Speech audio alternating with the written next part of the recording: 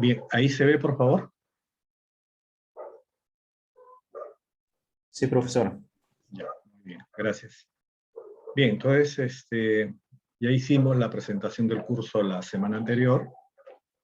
Ya hemos establecido las actividades. Un poco iniciamos, estoy haciendo una retroalimentación de lo que hemos avanzado hasta la semana anterior. Y un poco era también ya ir un poco viendo el carácter, digamos, problemático que tiene el objeto de estudio de la psicología, pero en ese proceso se ha venido también ya concretando diversos enfoques sobre qué es la psicología, tanto como ciencia como también como ejercicio profesional, ¿no? Y hablamos de un conjunto de definiciones y dijimos que provisionalmente íbamos a asumir una que, digamos, hacía de alguna u otra forma una especie de integración, una especie de articulación entre dos aspectos que ve mucho el psicólogo, ¿no? Por un lado, la actividad interna, lo subjetivo, que llamamos procesos psíquicos, y también la actividad externa, lo observable, podríamos decir lo objetivo, que es la conducta, ¿no? Producto de ello, digamos, se ve esos dos niveles de actuación, ¿no? Pero también a eso se agrega, ¿no? A eso se agrega considerar cómo estos procesos psíquicos tienen también un carácter muy particular, ¿no? Muy particular, que luego vamos a ir precisando quizás, y que tiene que ver con dos términos, ¿no? El término inconsciente, un término muy cercano al psicoanálisis, pero también no es que el psicoanálisis sea el dueño absoluto de ese término, y el término conciencia, ¿no? O consciente, ¿no? Y bueno, todos estos elementos subjetivos, ¿no?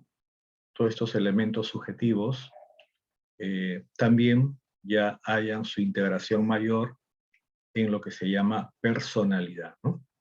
Porque, bueno, nosotros en la vida no vamos, digamos, fragmentados, ¿no? Cuando actuamos de forma unitaria, y esa actuación involucra a veces el peso que puede tener de repente lo intelectual, el peso que puede tener el temperamento, o el peso que puede tener el carácter, ¿no? Pero siempre hablamos de una actividad unitaria. Bueno, eso lo vimos la semana pasada. Planteamos también que, bueno, ya en su curso de psicología del primer ciclo, supongo que ustedes también habrán visto ese aspecto. Ahora, en el curso de historia de la psicología, de hecho también van a problematizar de cómo así se ha venido construyendo el objeto de estudio de la psicología, históricamente hablando, y a nosotros nos compete, en todo caso, ver lo relacionado ya a nuestra especialidad, ¿no? Psicología evolutiva o psicología del desarrollo, ¿no? Y que en general está vinculado con el estudio del ciclo vital humano, ¿no? Ciclo vital humano. Y por lo tanto se habla de cambios, ¿no? Comprender los cambios psicológicos que ocurren tanto en la etapa prenatal, ¿no? O en las siguientes etapas hasta la ancianidad, ¿no? Y entonces un elemento muy importante era el estudio justamente de las regularidades, ¿no? Cómo así, ¿no? Cómo así, de forma individual, y cada uno de ustedes es también una forma particular de desarrollo. Cómo así se ha constituido, por ejemplo, en cada uno de ustedes, sus sentimientos, su motivación, pensamiento, su creatividad. Entonces, eso también involucra ver esa ruta ya muy individual, particular, ¿no? Pero cuando ya estudiamos al ser humano, tenemos que verlo también en forma general. Entonces, por ahí ya se establecen algunas regularidades que más o menos nos podrían dar cuenta de cómo el ser humano en general desarrolla psicológicamente. Y también hablamos de las condiciones, ¿no? Es muy importante ver las condiciones que son un elemento muy importante para el desarrollo. Es decir, en qué condiciones las personas se desarrollan, en qué condiciones espirituales, en qué condiciones subjetivas, en qué condiciones materiales, en qué condiciones económicas, sociales, culturales, políticas, educativas, ¿no? Y eso va a ser un elemento también muy, muy importante, ¿no? Y la idea es que también tengamos una caracterización, ¿no? Justamente les hablaba que, bueno, ahora en parejas, ustedes van a hacer la exploración del desarrollo psicológico de un niño de educación primaria, ¿no? Y justamente ahí van a tener un caso, ¿no? Un caso en la cual, digamos, comprendan de ese caso cómo ha sido la regularidad, ¿no? A través de la información que los padres le van a dar, qué condiciones han tenido para el desarrollo que ahora presentan o qué condiciones deberían tener para el desarrollo que sigue, ¿no? Entonces son elementos que están ahí, ¿no? Y por lo tanto hablamos también de todo este proceso, ¿no? Todo este proceso que involucra desde la concepción hasta el término del ciclo vital, ¿no? Y hablamos también de cómo esta psicología del desarrollo ha tenido momentos, ¿no? Momentos, así como la psicología como ciencia ha pasado por, como se dice, ¿no? Una etapa precientífica y una etapa científica como ciencia en general. La psicología del desarrollo, aquella psicología que estudia el ciclo vital, no siempre fue así, ¿no? No siempre fue así. Tuvo también su proceso hasta que ya la conocemos como la conocemos actualmente, ¿no? Y ahí se mencionó 4 momentos, ¿no? La etapa biográfica, la etapa de la fundación de la psicología infantil, la consolidación, expansión, ¿no? Y en la biográfica especialmente enfatizamos en que es una etapa en que diversos autores, algunos de ellos de repente educadores, otros de repente pensadores, libre pensadores, se empezaron a preocupar de registrar, ¿no? Registrar el desarrollo psicológico de algún niño o niña en particular, ¿no? Y a partir de eso, de repente, tener una mejor comprensión de esos cambios. Pero era una cuestión todavía no científica, todavía era más un énfasis de observación, una especie de, digamos, llevar una especie de historia, de anecdotario, de los cambios que ocurren, ¿no? Y hablamos justamente de esta obra de Juan Jacobo Rousseau, El Emilio, ¿no? El Emilio puede ser considerado una novela o también puede ser considerado un tratado, ¿no? Una especie de manual de cómo criar a un hijo, ¿no? Y Rousseau conduce a Emilio, hace como una especie de tutor, bueno, en el libro se llama preceptor, una especie de tutor que va conduciendo a Emilio, lo recibe muy niño y finalmente lo orienta en toda su vida hasta que ya logra casarse, ¿no? Entonces, esta fue la etapa biográfica. Vimos también otros autores, vimos también en relación a esta experiencia del autor Jean Itard, ¿no? Con el niño salvaje de Aveyron, que justamente trata sobre esta historia de niños que fueron encontrados, digamos, en estado salvaje, que no habían tenido mucho contacto con la cultura, con la sociedad, y tenían una serie de comportamientos muy peculiares, ¿no? Distintos a los comportamientos humanos. Un poco vimos también el video, ¿cierto? Y luego ya viene la segunda etapa de fundación de la psicología infantil. Sí, aquí ya hablamos que el infante ya se hace objeto de estudio científico, ¿no? hay una preocupación de la psicología, de la educación, de la sociedad, por estudiar al infante, comprenderlo, porque estamos en un proceso, los países están creciendo económicamente y requieren que también sus niños y niñas obtengan una educación adecuada con la cual permita también participar en la producción de la sociedad. Entonces hay una preocupación y como que a la psicología se le da ese encargo, ¿no?, de estudiar al infante, ¿no? Entonces, y una forma de estudiar ha sido, por ejemplo, a través de los test psicológicos, ¿no?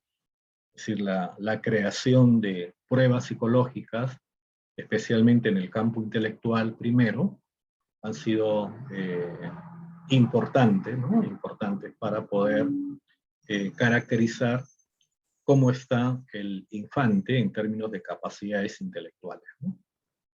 Luego viene la etapa de consolidación, y decíamos ahí que va a haber dos grandes centros en el mundo, dos grandes centros de desarrollo de esta psicología, ¿no? Por un lado, Estados Unidos, con una dinámica de crecimiento económico muy grande. También Estados Unidos cada vez ha ido incrementando su población, como también los migrantes, diversos migrantes de diversas zonas del mundo llegan a Estados Unidos, y eso hace que también ya haya una mayor preocupación por investigar las características del desarrollo, ¿no? Por ejemplo, cómo se puede escribir los hitos más importantes del desarrollo psicomotor, cuáles son los hitos más importantes del desarrollo del lenguaje, cuáles son los hitos más importantes del desarrollo intelectual. Entonces, hay una preocupación por ello, ¿no? Y orientar a las familias en base a esas descripciones, ¿no? Entonces, ahí tenemos. Y también el uso de la tecnología, hablamos un poquito de lo que es lo que ya usa el investigador, psicólogo del desarrollo, Arnold Jessel, con la famosa cámara Jessel, y en la cual ya no solamente observa y hace un conjunto de repente ya presenta un conjunto de situaciones al niño, sino que también ya va grabando, ¿no? Ya para esa época, bueno, ya hay cámara fotográfica, ya hay filmadora de cine. Entonces, esos elementos van a ser elementos de apoyo para la investigación descriptiva, ¿no?, del niño, del infante. Y bueno, también ahora en términos modernos existe la cámara Jessel, ¿no?, que se utiliza ya también para varios elementos de estudio del infante, o también en lo que es prácticas forenses, ¿no?, sobre todo para cuando ha habido abuso, ¿no?, sexual a niños, o también cuando a veces, producto de una separación, los padres luchan por la tenencia de los hijos, ¿no? Finalmente, ¿con quién quieres quedarte, no? A veces utilizan esta famosa cámara Jessel, ¿no? Luego tenemos ya la etapa de consolidación. Bueno, por un lado vimos Estados Unidos, también en Europa fue otro centro, ¿no? Sobre todo Piaget, ¿no?, en Suiza, Henry Wallon en Francia, Vygotsky en Rusia, ¿no? Van a también avanzar varias temáticas en torno al desarrollo, pero algo importante de ellos era justamente la necesidad de explicar el desarrollo, ¿no? La necesidad de ya generar teorías que permitan dar cuenta, de fundamentar cómo así se dan los cambios psicológicos, ¿no? Entonces se da en Europa, luego viene ya la expansión, y en la cual ya la psicología del desarrollo ya no solamente se orienta al infante, se orienta prenatal, la infancia, la niñez, adolescencia, juventud, adultez, ancianidad, ¿no? Prácticamente aborda ya todo el ciclo vital del ser humano, ¿no?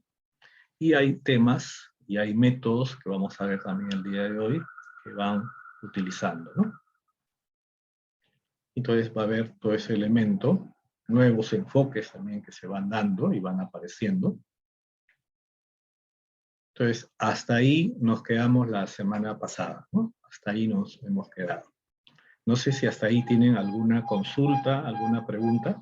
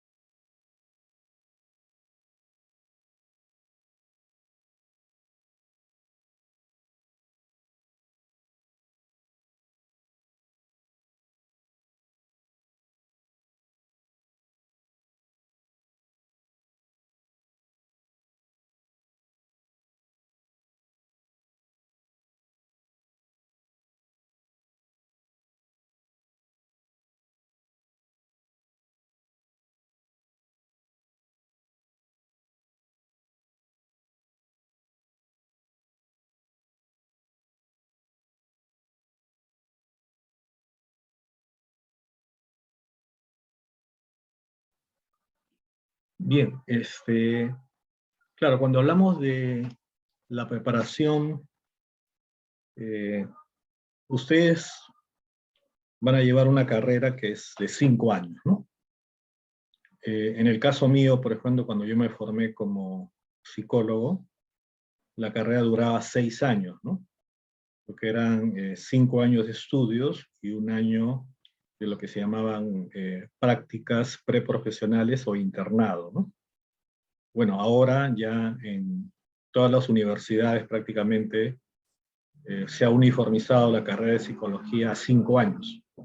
Y en esos 5 años incluye que en el último año, que va a ser el 5.º año para ustedes, ya realicen sus prácticas preprofesionales, ¿no? De repente, dependiendo lo que ustedes ya vayan de repente eligiendo, si es en el área clínica, en el área educativa, en el área organizacional, ¿no? Entonces, tú cuando ya haces tu internado, haces tu tesis, ¿no? Ya sales con el título profesional de psicólogo, ¿no? De psicólogo. Ahora, pero si ya tú quieres especializarte en algún campo, necesariamente ya una especialización involucra, por un lado, obviamente experiencia, ¿no? Pero también ya los estudios de posgrado, ¿no? Estamos hablando ya de maestría y doctorado, ¿no? Hay maestrías en psicología educativa, psicología clínica y la salud, psicología organizacional, y ya los doctorados son doctorados en psicología, ya dependiendo del tema de investigación que tú quieras desarrollar, ¿no? Entonces, si uno ve una ruta, ustedes, bueno, 5 años de estudio, los estudios de maestría son 2 años, estamos hablando ahí 7 años, los estudios de doctorado son 3 años, estamos hablando de 10 años, pero a esos 10 años agrégale siempre cuestiones, ¿no?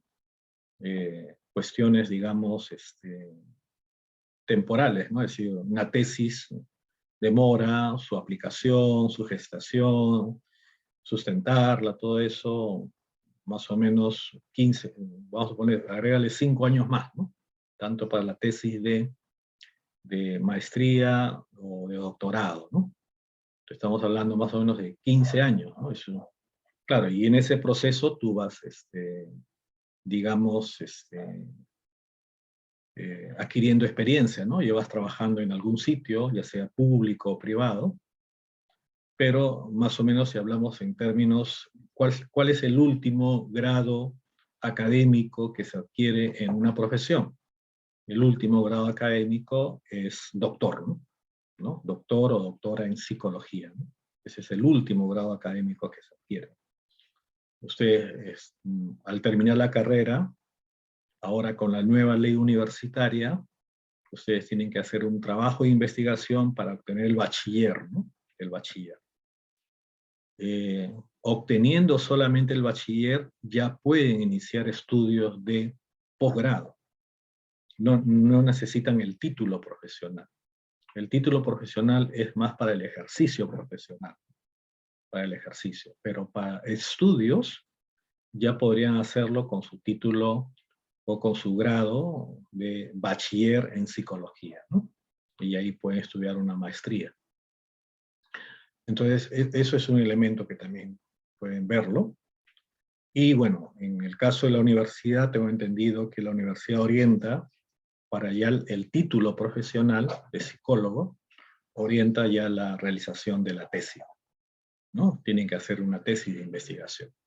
Entonces, eso es más o menos la ruta general de desarrollo, ¿no? Bueno, en ese proceso, no sé, ustedes adquirirán compromisos laborales, adquirirán de repente también compromisos familiares, entonces, digamos, uno va sopesando también en la práctica, va sopesando también toda esa eventualidad que ocurre, ¿no? Y a veces los tiempos pueden ser menos o pueden ser más, pero más o menos esa es la ruta, ¿no? Ahora, el niño de salvaje causa polémica porque justamente ahí viene lo que ha sido materia del foro, ¿no? La materia del foro que hemos hecho. Es decir, si las cualidades humanas, las cualidades psíquicas humanas, son cualidades producto de lo biológico o son producto de lo social.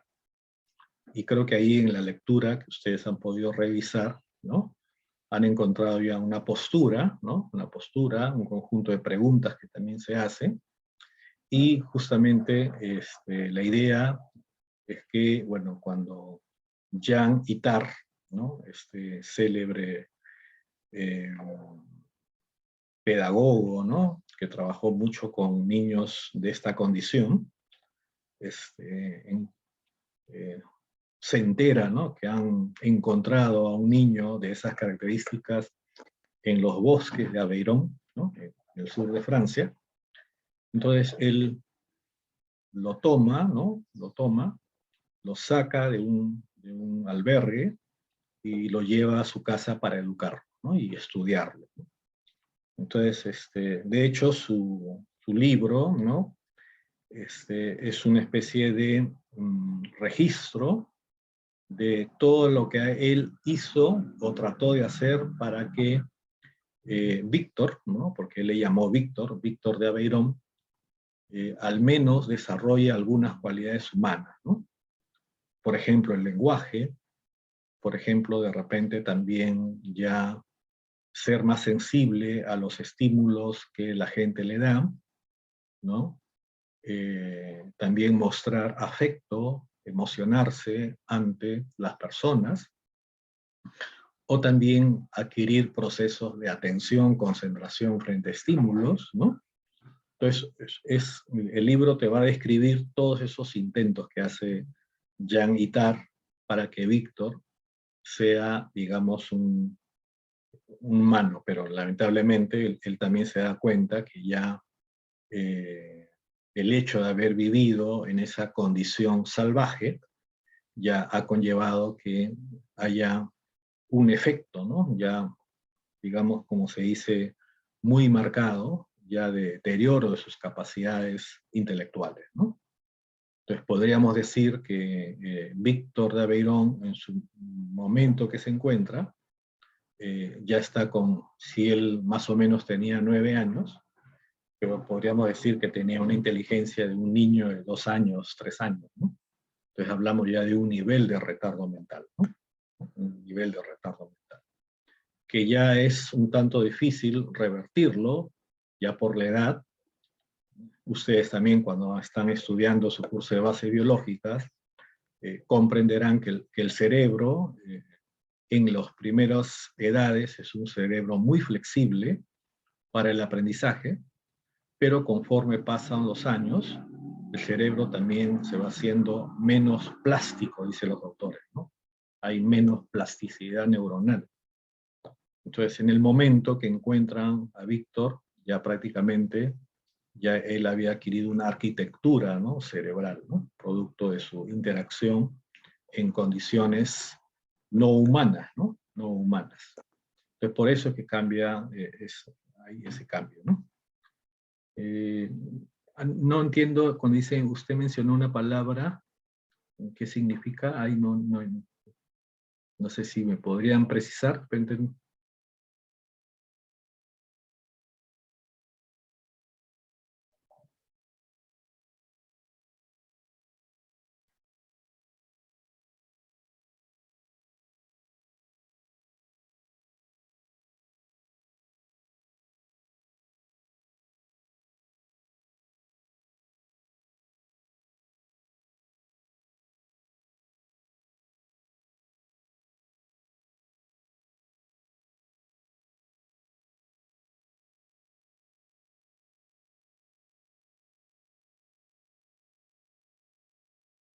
Ya. Bien, hasta ahí, ¿alguna consulta más, por favor?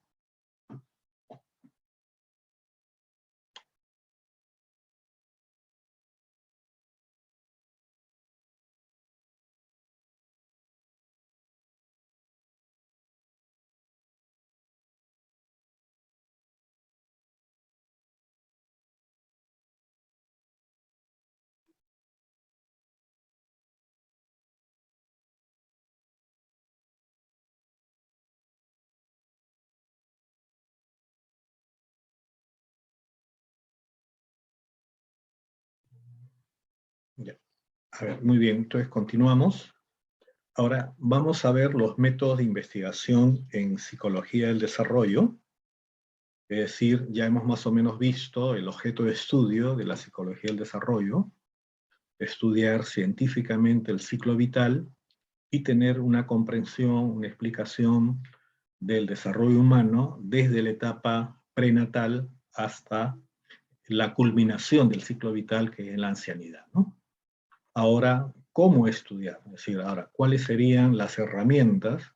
Es decir, ¿cómo estudiar ello, ¿no? Y el cómo ya responde pues a los métodos de investigación.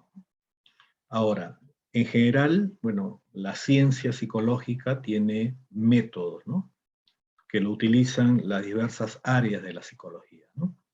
Y justamente aquí vamos a presentar la observación, ¿no? La observación no solamente la utiliza la psicología del desarrollo, es un método general de la ciencia psicológica que ya involucra, digamos, el hecho de cómo caracterizar, registrar la conducta de las personas o de una persona, ya sea que esté en condiciones naturales. Por ejemplo, de repente, si ustedes tienen ya la oportunidad de entrevistar a la persona que les va a dar información sobre su niño o niña, entonces de repente algunos lo van a hacer presencial, entonces ahí van a observar conductas de la madre cuando ella nos va dando información, ¿no? Conducta verbal, conducta no verbal, o también de repente cuando observamos al niño o niña que está, ¿no? Entonces, eso es un elemento también importante, ¿no? Tener en cuenta esos elementos de observación. Pero también puede haber una observación en condiciones artificiales, es decir, ya creamos el ambiente, es decir, creamos el ambiente para que se suscite una conducta, ¿no? Entonces, ese es un elemento, un ejemplo de ello es la cámara Gesell, ¿no? La cámara Gesell, para efectos de investigación, puede servir también para que nosotros llevemos un conjunto de niños, hayamos hecho un conjunto de arreglos al interior de la cámara, vamos a suponer, vamos a establecer juegos, ¿no?, con los niños, ¿no?, y les hemos puesto en el ambiente un conjunto de materiales, ¿no?, y vamos a observar cómo juegan los niños, ¿no?, cómo juegan. Por un lado, a veces, ustedes habrán visto, hay niños que primero empiezan jugando, primero ellos solos. Si hay otros niños, luego se van integrando, ¿cierto? Y hay momentos en los cuales el niño hace participar al adulto del juego, ¿no? Entonces, todos esos aspectos ya nosotros lo vamos condicionando, pero ya en un ambiente artificial, ¿no? Entonces, en toda observación es importante siempre establecer cuál es el objetivo, ¿no? ¿Qué conductas específicas quiero observar, ¿no? ¿Qué conductas?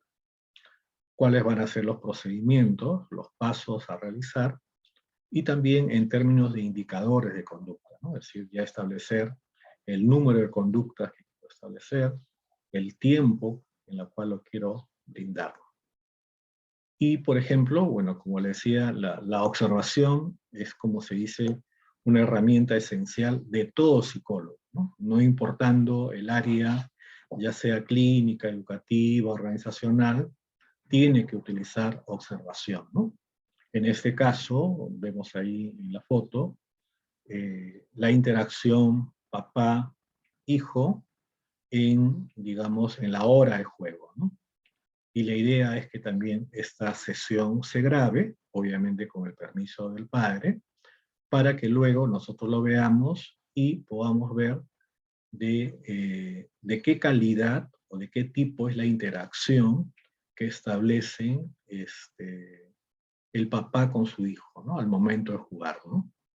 Entonces, eso es un elemento también valioso de observación, y a partir de eso se le puede dar también sugerencias, ¿no? Señor, usted cuando juega con su hijo, tiene que siempre mirarlo a los ojos, ¿no? Tiene que más o menos ponerse en una posición, no de repente usted más grande y él es más pequeño, ¿no? De repente sentarse, arrodillarse, de tal forma que haya una mayor horizontalidad, ¿no? Y también escucharlo, ¿no? Escucharlo primero, y luego de repente tratar de hacerle más preguntas, ¿no? Suscitar en él nuevas preguntas. Todos estos elementos se pueden hacer porque hemos grabado la sesión, la hemos visto, de repente esa hora, de 3 a 4 p.m., y luego vamos ya con el padre familia o la familia, y le damos ya indicaciones, ¿no? Y eso ya en otra sesión ya va mejorando, ¿no? Y se supone que ya va a tener más habilidades el padre en una interacción de juego, mucho más desarrolladora, mucho más que también se involucre él en el juego, ¿no? Porque hay muchos padres que sí juegan, pero a veces no se involucran, o a veces lo hacen cansados, lo hacen de repente porque, bueno, entre comillas, tienen que hacerlo, ¿no? Pero no disfrutan, ¿no? Y eso es un elemento también importante, ¿no? Y bueno, también se puede utilizar como observación la cámara Jessen, ¿no?, provocando un conjunto de conductas. Aquí, bueno, también tenemos, digamos, un poco el uso, ¿no?, que se hace también de la observación para verlo en situaciones, digamos, provocadas, ¿no? Esto sí es una situación provocada, ¿no? Pero la idea es un poco estudiar, ¿no? Estudiar el comportamiento altruista, ¿no? Es decir, el comportamiento de ayuda hacia el otro, ¿no? ¿Cómo es eso en los niños, por ejemplo?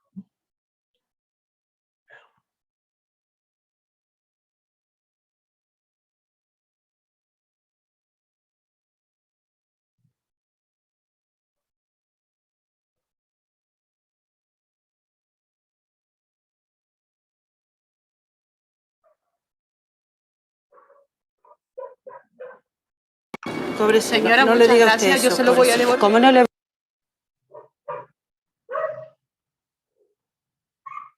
Bien, ahí se ve, por favor. Sí, profesor. Sí, profesor. Ya, a ver.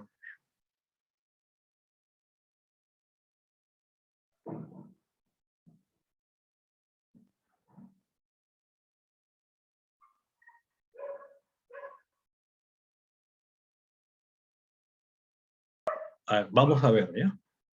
Desde este minuto hasta el minuto determinado.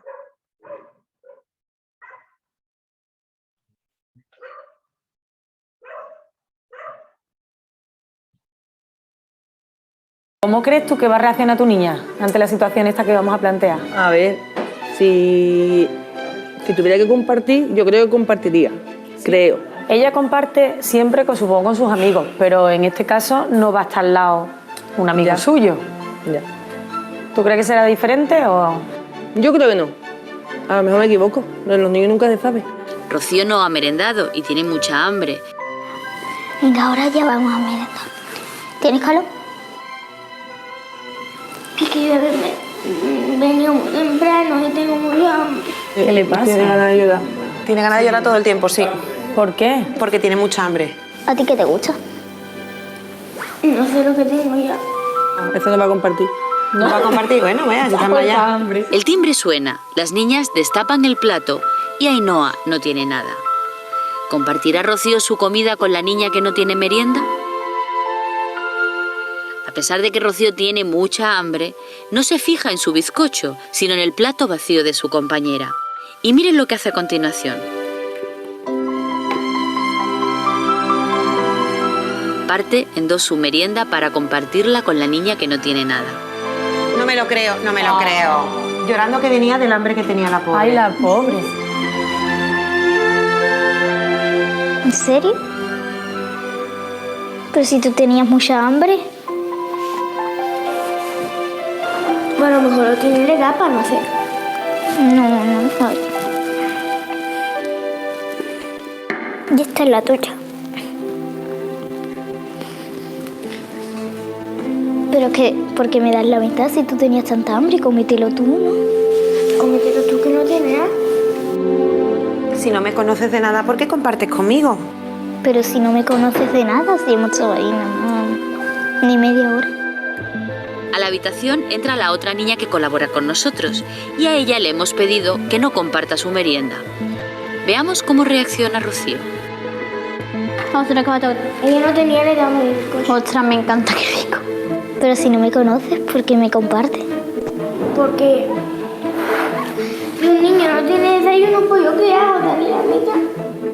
¡Ay, mi niña! Yo estoy contenta y te doy las gracias porque eres muy generosa. Gracias.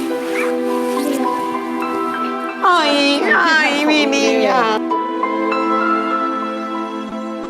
Rocío es maravillosa.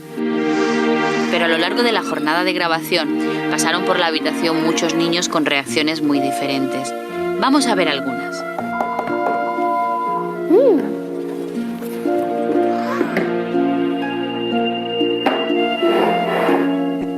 Anda, Otra vez sin merienda. otra vez sin merienda. ¿Está triste? Sí. ¿Tú quieres? Ay, niño. Ay, qué mono. Cala, ¿tú no te comes el tuyo? Pero si antes has dicho que sí tenía hambre. Y ahora casi de cenar. ¿Y qué vas a hacer con el don? Gracias. Ahora queremos que se fijen en la reacción que viene a continuación.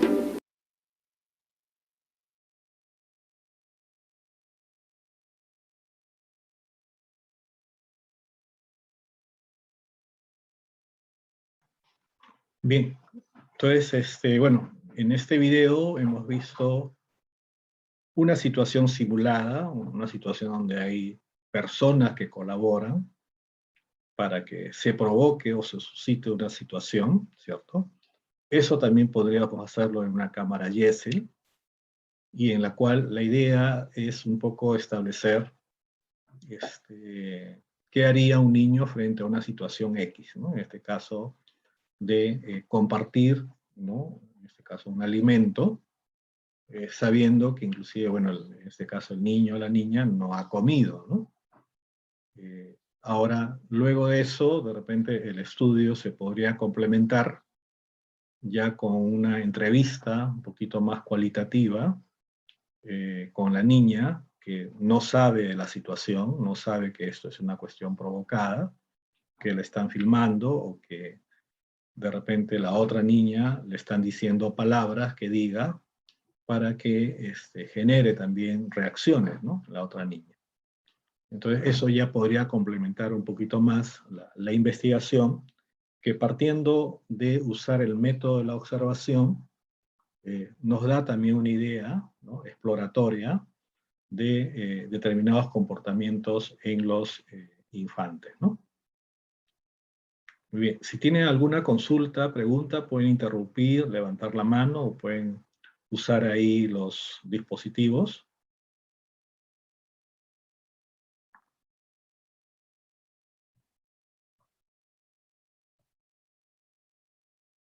Hay los iconos ahí para levantar la mano. Ya, si adelante, Julio. Solo una pregunta. Entonces, bueno, ¿de alguna forma vendría a ser inherente las buenas actitudes o pertenece más ya al campo en el que sea en el que se ha criado? Claro, el estudio solamente nos está permitiendo observar la conducta. Lo que estamos viendo es que la niña, a pesar que no ha comido, ha llegado a este lugar invitada, ha llegado muy temprano, no ha podido, digamos, desayunar, tiene hambre. Entonces, estamos solamente en este plano de la observación, ¿no? Observamos que la niña comparte a pesar que ella tiene hambre, ¿no? No se come todo el bizcocho, el queque, ¿no? Entonces, ahora, entrar a un plano explicativo por qué lo hace, ya sería abordar ya otro método de investigación, ¿no? Y como tú dices, una hipótesis podría decir, esto es parte de su educación, es parte del sistema de relaciones en la cual ella está inmersa, ha aprendido eso, ya sea en la familia, en la escuela, con sus parientes, familiares, ya eso sería si tú te das cuenta, la exploración me está permitiendo plantear hipótesis. Y esas hipótesis yo puedo ya llevarlas a otro método de investigación que me permita de repente ya responder eso, ¿no? Sí, eso sí es posible, ¿no? Pero hasta este momento lo que podemos decir es que observamos la conducta, ¿no? Ahora, ¿por qué ocurre? Ya tiene que ver con otros elementos, ¿no? Una hipótesis sería la que tú señalas, ¿no? Vale, pues gracias. Muy bien, entonces tenemos la observación, que es descripción, que es registro de conductas, y ya hemos visto cómo inclusive con la observación podemos iniciar o podemos ser la base, o puede ser la base para hipótesis de investigación, y ahí viene el otro método, que es un poquito más complejo, podríamos decir que es más sofisticado, pero su propósito central, en el caso de la experimentación, ya es poder, digamos, tener un poder explicativo. Ya no es solamente describir conducta, sino también ya establecer explicaciones de algunos fenómenos del desarrollo, algunas cualidades del desarrollo, algunas conductas del desarrollo. Y para eso ya implica la necesidad de tener un procedimiento que sea bien riguroso en los pasos, en cada paso que tú vas a dar, ¿no? En cada paso. Entonces, y ahí ya tienes que buscar una muestra, ya no es solamente un niño, puede ser 10, 20, 50, 100, 500, ya es una muestra. Y cuando tú escoges niños, los haces también en base a criterios de lo que quieres investigar. También ya a ese grupo que vas a investigar, lo divides en un grupo que se llama grupo experimental, otro grupo se llamará grupo control, y empiezas a, digamos ya, a establecer el estudio, la investigación en base a las variables que tú has establecido, ¿no? Que tú has establecido. Entonces, por aquí, por ejemplo, nos planteamos esta pregunta, ¿no? Esta pregunta. ¿Qué efecto tiene la estimulación multisensorial de los padres en el lenguaje de los infantes, ¿no? ¿Qué efecto tiene? Entonces, ya no usamos la observación, sino que ahora el niño va a ser llevado a condiciones artificiales, a un laboratorio, por así decirlo, de alguna institución universitaria, instituto de investigación, y ahí vamos a ver cómo, por ejemplo, cuando se le da ciertos estímulos, ustedes pueden ver ahí que el niño debe pasar por un proceso de adaptación para que acepte eso que tiene alrededor de su cabeza, que es una cámara, ¿no? Una cámara. La investigadora también tiene una cámara, y con lo cual, digamos, esas sesiones queden grabadas, y, digamos, eso permita ver de qué tan importante es la estimulación multisensorial, es decir, no solamente estimular al niño a nivel visual, sino también a nivel visual, auditivo, táctil, gustativo, olfativo, ¿no? Y eso qué importancia puede tener para consolidar el lenguaje de los infantes, ¿no? Entonces aquí ya no solamente queremos describir, sino ahora queremos explicar, y podríamos decir nuestra hipótesis, ¿no? Nuestra hipótesis, ¿qué sería, no? Si existe estimulación multisensorial por parte de los padres, entonces se enriquece el lenguaje de los infantes, ¿no? Esa es nuestra hipótesis. Ahora vamos a comprobarlo mediante las sesiones, que son sesiones ya también preestablecidas, previamente concebidas, previamente planeadas. Y en este caso, por ejemplo, esta investigación se hizo con 100 infantes, ¿no? Estamos hablando. Y también para tener esos 100 infantes, obviamente ha habido un consentimiento informado a los padres, ¿no? Y también escoger determinados tipos de infantes, ¿no? Con determinadas características, ¿no? En el caso de edad son infantes entre 12.2 meses a 26 meses, ¿no?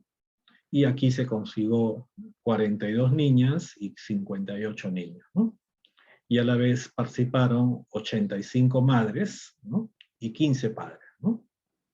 Se puede ver, bueno, la mayor participación está en las madres, ¿no?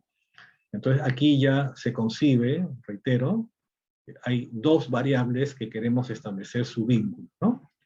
La variable estímulo multisensorial o estimulación multisensorial y la variable lenguaje, ¿no? Entonces sobre esa base ya se hace toda una planificación de la experiencia que se va a realizar, y luego ya vamos dando los resultados, ¿no?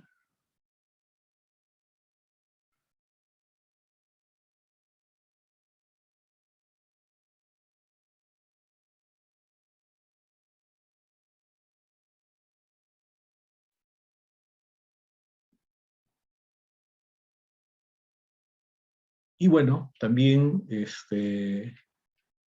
definitivamente el método experimental en la psicología, y especialmente en la psicología del desarrollo, también permite inclusive dar ya orientaciones en cuanto a cómo concebir una maternidad y una paternidad que tenga respaldo en evidencia científica, ¿no? Y esto se hace sobre todo, por ejemplo, hay una investigación, que ahí está la ruta que ustedes pueden ver, en la cual cómo ver la calidad de la leche materna, ¿no? De los 3 meses a los 4 años, ¿no? Y muchas veces la calidad de la leche materna no solamente responde a aspectos biológicos, ¿no? También que la madre tenga una estabilidad emocional, que tenga, digamos, sienta que hay un proceso de acompañamiento, tanto en el proceso de embarazo como en el proceso ya de alumbramiento y los días que siguen ya al proceso de tener el bebé, eso es un elemento que también fortalece la calidad de la leche materna, ¿no? Entonces aquí también, bueno, se usa el método experimental para poder dar esa evidencia, ¿no? Y quizás aquí sí tenemos un ejemplo, y acá lo que queremos, por ejemplo, establecer qué efecto tendría en los más pequeños un método especial de lectura de libros ilustrados sobre sus habilidades lingüísticas, ¿no? Entonces tenemos dos variables, dos eventos que vamos a relacionar. Un método especial de lectura de libros ilustrados y las habilidades lingüísticas y léxicas de los niños, ¿no?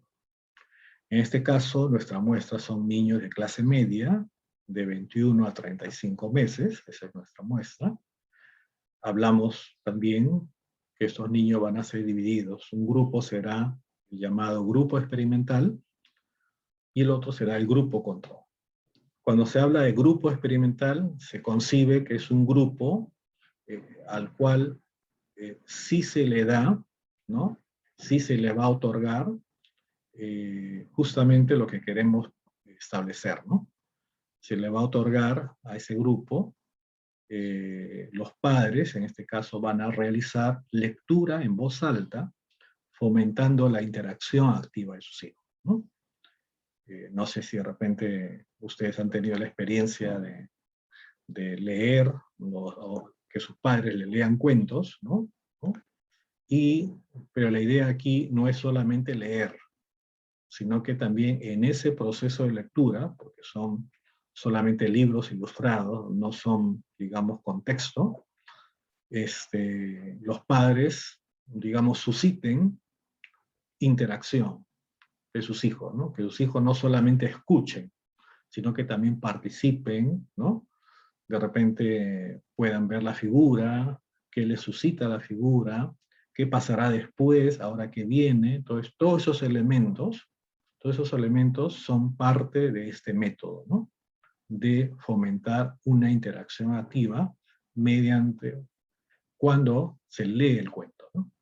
Eso es para el grupo experimental, ¿no? En cambio, el grupo control, que son niños también, los padres realizan la lectura en voz alta, solamente leen, sin fomentar la interacción activa de sus hijos, ¿no? Entonces hemos hecho, digamos, esta comparación. Se compara los resultados obtenidos en el grupo experimental y se compara los resultados en el grupo control, ¿no? ¿Y qué encontramos, ¿no? Al mes, ¿no? Al mes, los niños del grupo experimental estaban 8.5 meses adelantados con respecto al grupo control, ¿no? Entonces, sí tiene efecto un método especial de lectura de libros ilustrados, ¿no? Con interacción, ¿no? A los 9 meses, el grupo experimental todavía estaba, ¿no? Todavía estaba 6 meses por delante en habla y vocabulario respecto al grupo control, ¿no? Entonces también, ¿no? Entonces, nuestra hipótesis, ¿cuál era? ¿No? Si realizamos un método especial de lectura de libros ilustrados, entonces se incrementan las habilidades lingüísticas y léxicas. Pero hemos comprobado que nuestro grupo experimental sí se produjo, versus cuando no se utilizó, en cambio hubo una diferencia, ¿no? Entonces, eso es parte también de una investigación, reitero, que involucra un alto nivel de planificación, significa ver primero todo lo que va a ser mi proyecto de investigación, involucra ver también cómo voy a escoger mi muestra, cómo voy a obtener el permiso de las familias, dónde voy a realizar este método, ¿no? Cómo voy a entrenar a los padres, porque los padres son los que tienen que hacer esto, entonces eso involucra entrenar a los padres, ¿no? Y luego ya todo lo que es la aplicación del proyecto, luego la recogida de datos y finalmente el informe, ¿no? Que se tiene que hacer. Muy bien.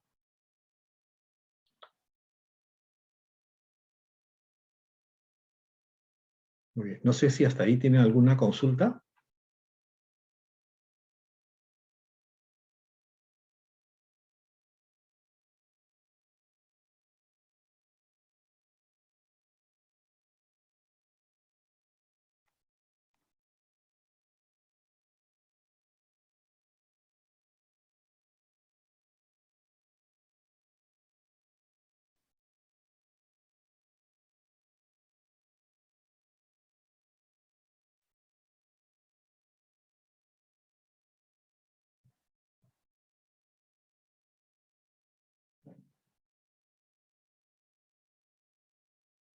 Bien, continuamos entonces. Entonces, hemos visto el método de la observación y el método experimental, ¿no? La experimentación.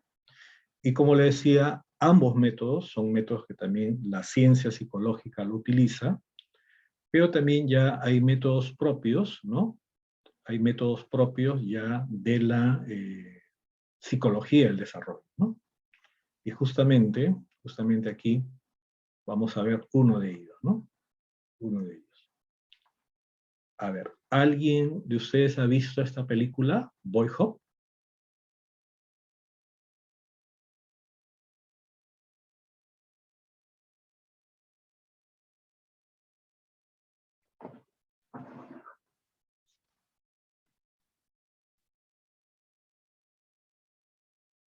Ya, si tienen oportunidad de adquirir la película, bueno, la venden, me parece, ya pirata, ¿no? Pero es una película que empezó a grabarse el año 2002 y terminó la grabación el 2013, es decir, ha durado 11 años, ¿no? Y la película da cuenta de este niño, como ustedes pueden ver acá, ¿no? Este niño,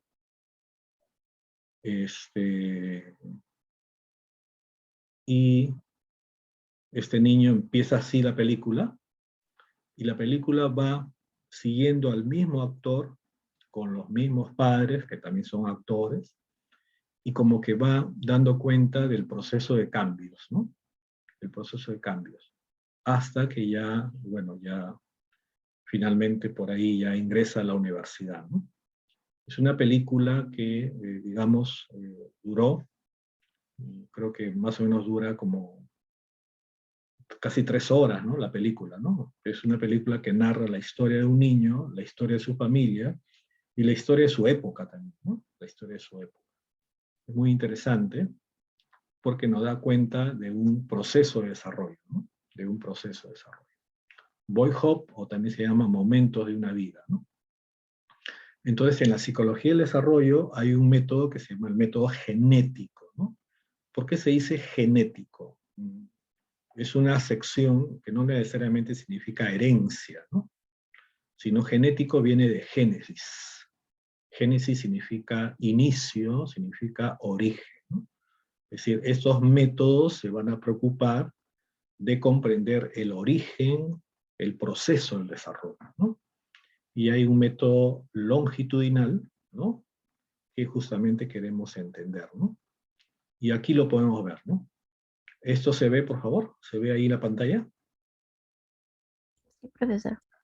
Ya, entonces aquí, por ejemplo, a ver, para que entiendan primero con el ejemplo, ¿no? Para que entiendan primero con el ejemplo. Entonces, por favor, aquí tenemos 2 grupos, ¿no? Es una investigación que se llama Niños del Milenio, hecha en Perú, pero es una investigación en la cual han participado niños de Perú, niños de la India, niños de Vietnam y niños de Etiopía, ¿no? De África. 4 países han participado, ¿no? Y ha habido 2 grupos de investigación, ¿ya?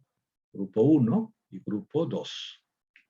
Y aquí, ¿qué edad dice acá? ¿Qué edad dice ahí? 8. 8 años, muy bien. Y la investigación con estos mismos niños de este grupo ha terminado cuando tenían ¿qué edad? 22. 22. 22. Entonces, ¿cuántos años ha durado la investigación?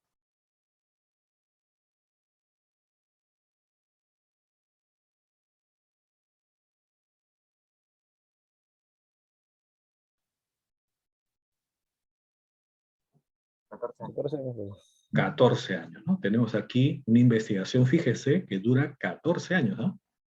14 años.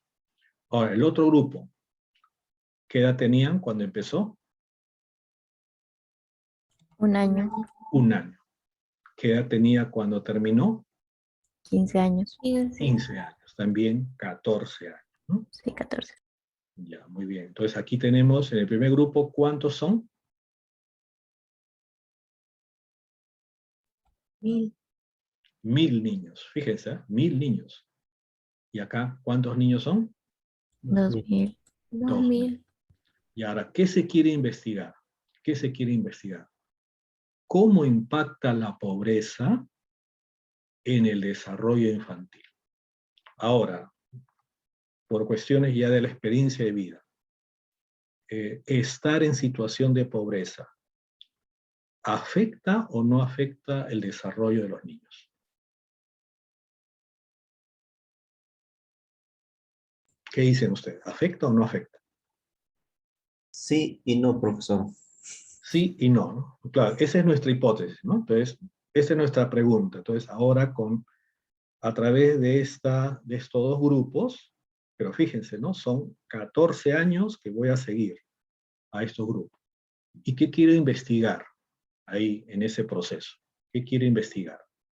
Primero, ¿cómo se da la transición de estos niños cuando terminan primaria a la secundaria? ¿Cómo es ese tránsito? A veces pasar del 6º grado de primaria al primario de secundaria, ¿no? Todos lo hacen, ¿cómo lo hacen? Importante. Luego, ¿cómo es la transición al mundo del trabajo? Lo hacen cuando están de niños, cuando están de secundaria, cuando terminan la misma, ¿cómo lo hacen? Luego, ¿cómo transitan hacia estudios superiores, ya sea técnicos universitarios? O también, ¿cómo transitan hacia la maternidad o paternidad? Porque sabemos que en el Perú y en esos países que se ha explorado, hay también embarazo adolescente, ¿no? Maternidad o paternidad, ¿no? Entonces, aquí hay temas que se van dando, se van viendo. Entonces, ¿qué sucede, no? Esto es el ejemplo más claro del método genético longitudinal. Es decir, yo voy a estudiar el origen, el proceso de impacto de la pobreza en el desarrollo infantil. ¿Cuánto tiempo dura ambos estudios? ¿Cuánto tiempo? ¿Cuántos años?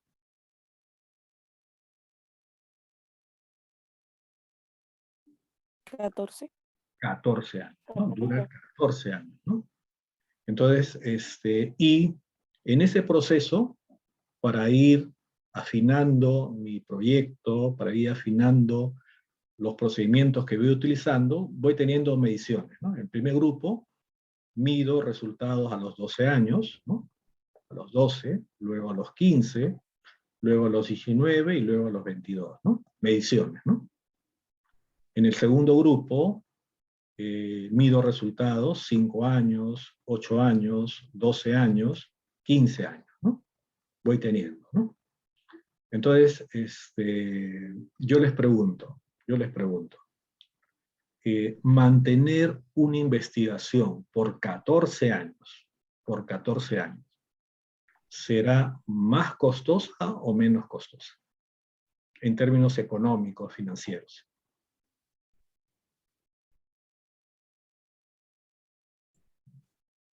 De una u otra forma debe ser costoso, maestro.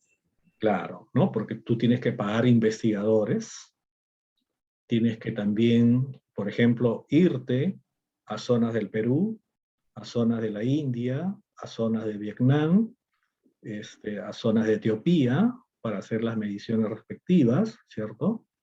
Entonces, y aquí sí volvemos aquí, ¿no? ¿Qué es el método longitudinal? Ya es un estudio, ¿no? Durante un prolongado periodo de tiempo de algún aspecto del desarrollo. Puede ser 5 años, 10 años, 15 años, 20 años. Hay estudios que pueden durar hasta 30 años. Ahorita hay un estudio, por ejemplo, que está haciendo en China, desde el año 2000 a la fecha. ¿Cuántos años tiene? Con los mismos sujetos. 21 años. 21 años. Y yo les pregunto, del año 2000 al año 2021, ¿el uso de Internet ha disminuido o se ha incrementado? Incrementado. Del 2000 a 2021, ¿el uso de Internet para juegos en línea ha disminuido o ha incrementado?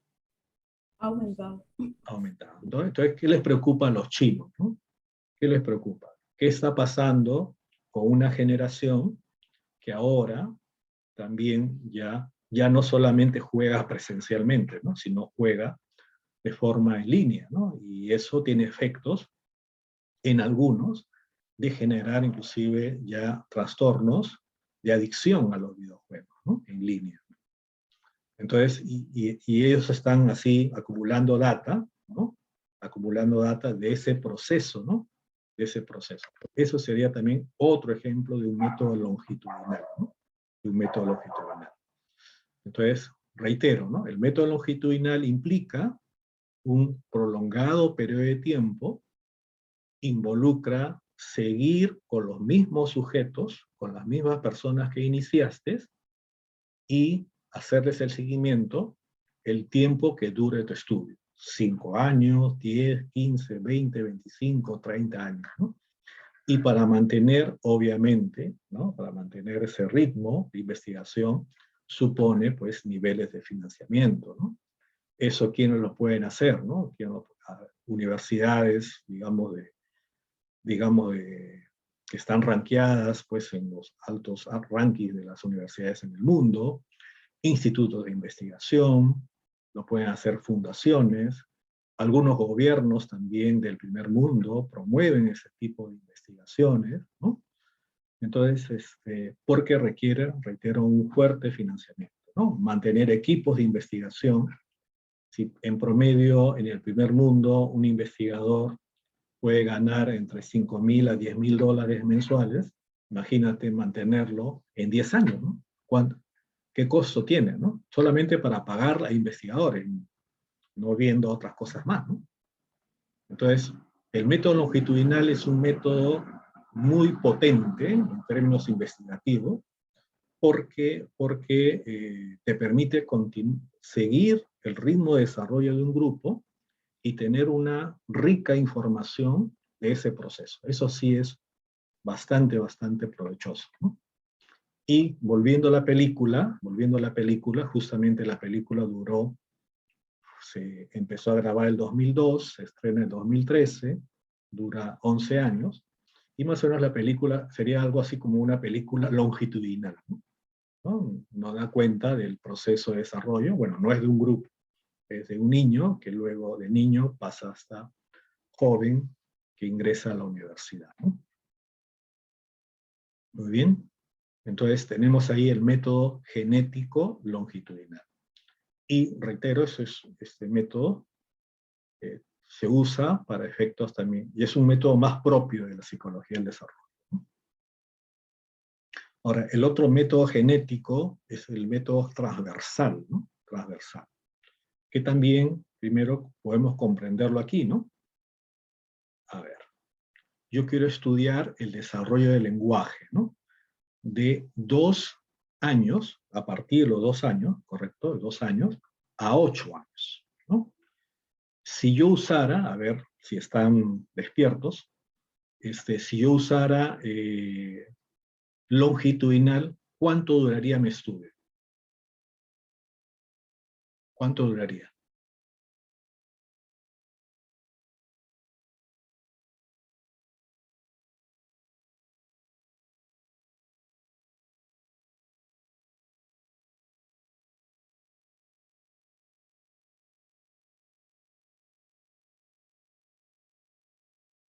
¿Lo captaron?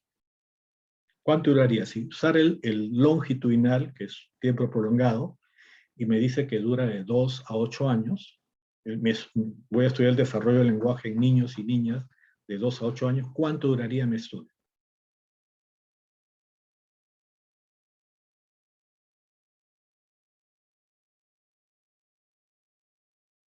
Claro, 6 años, ¿no?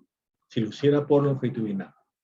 Ahora, entonces si yo empiezo 2020, tienen 2 años, 6 años sería, bueno, 2026 más o menos, ¿no? 2026.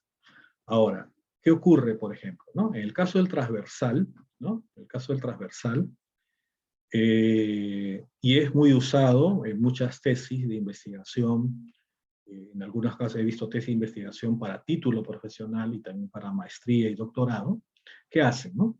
Bueno, no voy a esperar 6 años. Entonces lo que yo hago es, por ejemplo, grupos de edad, ¿no? Consigo un grupo de infantes de 2 años, otro grupo de infantes de 4 años, otro grupo de infantes de 6 años, y otro grupo de infantes de 8 años, ¿correcto?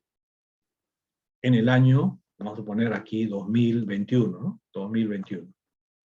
Entonces acá en cada grupo tengo, vamos a suponer, 10 niños, ¿no? 10 niños, cada grupo.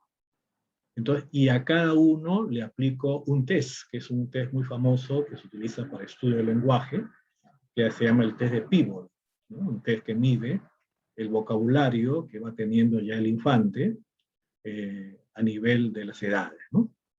Entonces, entonces le aplico el test a cada grupo, ¿no? Entonces ya no necesito esperar los 6 años para recién recoger la información, ¿no? Entonces, a diferencia, si ustedes se dan cuenta, y eso lo puedo hacer normalmente en un solo año, ¿no? No necesito mucho tiempo, ¿no? Total van a ser 10, 20, 30, 40 sujetos, ¿no? 40 niños y niñas, ¿no? Entonces, si ustedes ven, ¿cuál sería más costoso, el transversal o el longitudinal?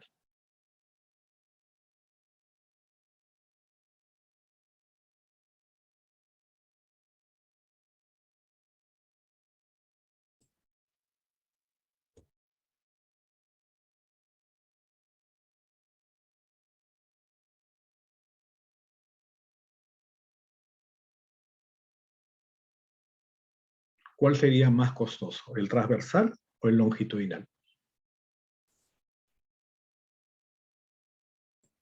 Longitudinal. Claro, el longitudinal, ¿no?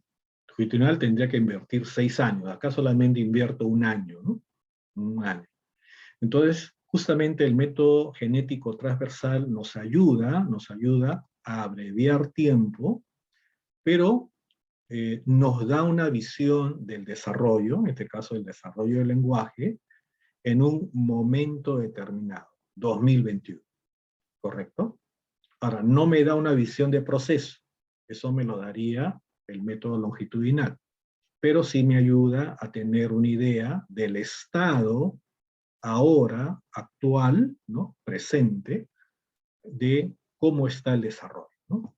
Entonces, muchos investigadores utilizan mayormente el método, pues, genético de tipo transversal, ¿no? Transversal. Muy bien. Y luego ya el secuencial son investigaciones ya un poquito más complejas, en la cual se combinan ambos.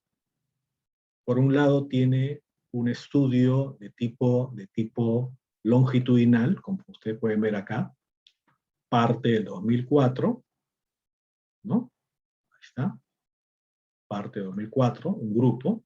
Otro grupo parte del 2006, ¿cierto? 2006. Entonces aquí, si es hasta el 2012, dura 6 años. En este segundo grupo, que partió del 2006, si es de repente hasta el 2014, dura 8 años, ¿no?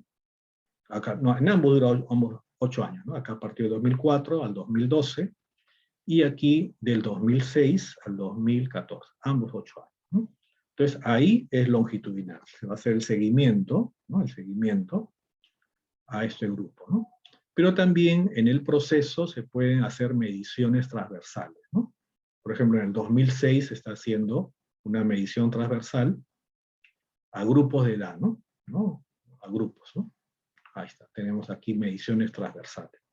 Cuando se combinan ambos métodos, ya tiene el nombre de genético secuencial, ¿no? Ahora, yo he visto estos métodos así ya en tesis de doctorado, ¿no? Tesis que ya involucran, inclusive ya proponer una teoría, ¿no?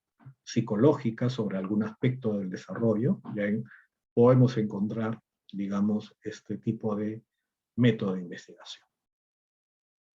Muy bien, Y otros métodos y técnicas que también se establecen es el método clínico, ¿no? Un método en el cual se combina la observación, ¿no? Se combina la observación, la entrevista también, y en la cual inclusive el entrevistador, el psicólogo, la psicóloga, ya también no solamente pregunta, sino que también inclusive puede presentar algunas situaciones y queremos recoger el punto de vista del niño o la niña, ¿no? Es un método clínico. Muy usado por Jean Piaget, ¿no? Piaget en sus obras, cuando él analiza todo lo que implica el desarrollo intelectual, ustedes van a ver ahí, ¿no? Hay libros como El desarrollo de la inteligencia en el niño, de Piaget, en la cual él da cuenta de todo lo que ha conversado con los niños, de cómo ha recogido su razonamiento, de las situaciones que él ha provocado para que los niños razonen y puedan pensar, ¿no? Entonces, es el famoso método clínico, Piaget le llama el método clínico crítico, ¿no? Clínico crítico.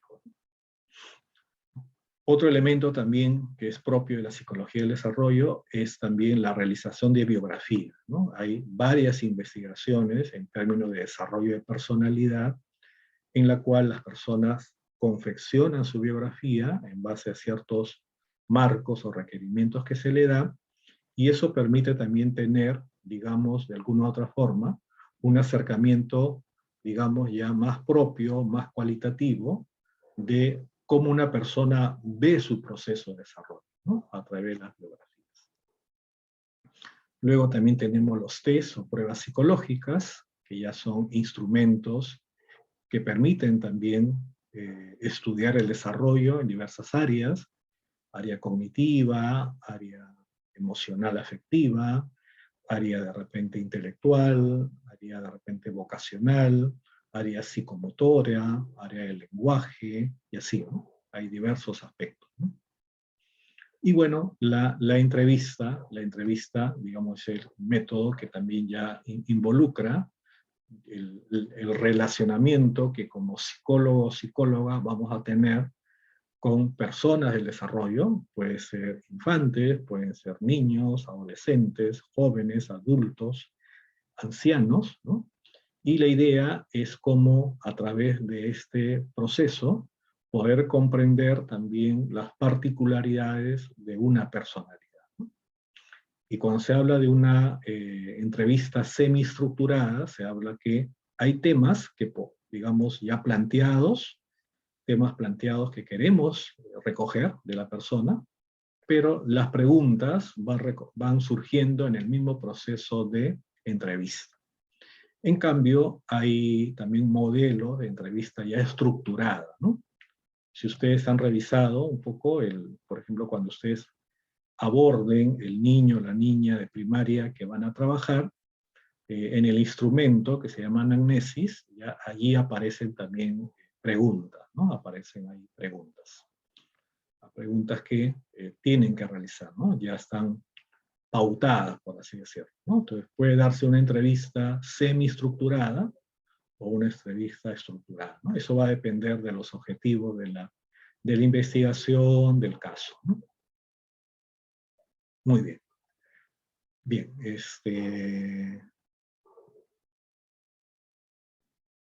bien, no sé si hasta ahí tienen alguna consulta, alguna pregunta.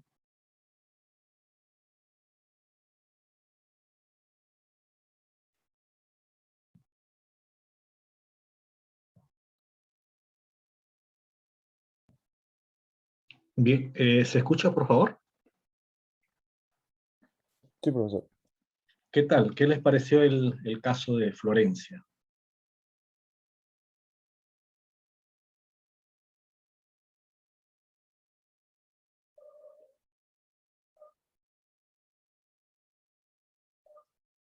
Ajá.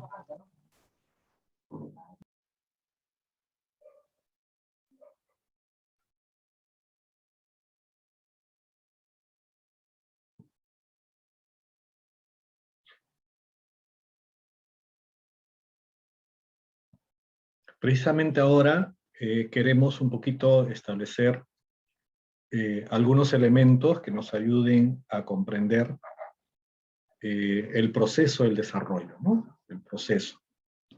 Ahora, ese proceso definitivamente involucra preguntarnos primero también qué es el desarrollo humano, ¿no? Sabemos que ya involucra todo el ciclo vital, desde que uno es concebido hasta la culminación, ¿no? En el caso de Florencia, el tema no va por lo genético, ¿no? Sino va ya luego de la concepción, sabemos que se producen un conjunto de cambios. Eso quizá lo vamos a ver con mayor detalle cuando veamos la etapa prenatal, y por eso se habla de no de un defecto genético, ¿no? Sino un defecto congénito. Y cuando hablamos de defecto congénito, decimos que es un defecto adquirido durante el proceso del desarrollo prenatal. Entonces ahí pueden ocurrir algunas, de repente, estímulos o algunas condiciones que pueden generar esa situación, ¿no? Entonces, como sabemos, el sistema nervioso, como sistema biológico más importante que tiene el ser humano, también ya se va gestando desde los primeros días del nacimiento, ¿no? Entonces, y ahí puede haber un problema para la no formación de esta estructura nerviosa que se llama el cuerpo calloso. Entonces, algo ocurrió ahí, ¿no? Eso, obviamente, involucraría ya una investigación de tipo más médica, ¿no? Para ver esa situación, ¿no? ¿Qué pudo haber pasado, ¿no? Pero luego, como ustedes habrán visto, los padres hicieron un diagnóstico temprano de ello y pudieron establecer también las medidas luego del nacimiento de Florencia, ¿no? Y bueno, y hemos visto todo su recorrido. Entonces, el desarrollo humano, podemos decir, como un proceso de ampliación de oportunidades. Obviamente, ustedes pueden ver, la familia de Florencia no es una familia pobre, es una familia, por lo que uno puede ver, son padres que tienen recursos económicos, recursos culturales, recursos educativos, no han tenido solamente una opinión médica o profesional en México, sino también en Estados Unidos. Entonces eso involucra, digamos, una situación muy particular también en su caso, ¿no? Es decir, hay oportunidades para afrontar un tipo de situación como esta, ¿no?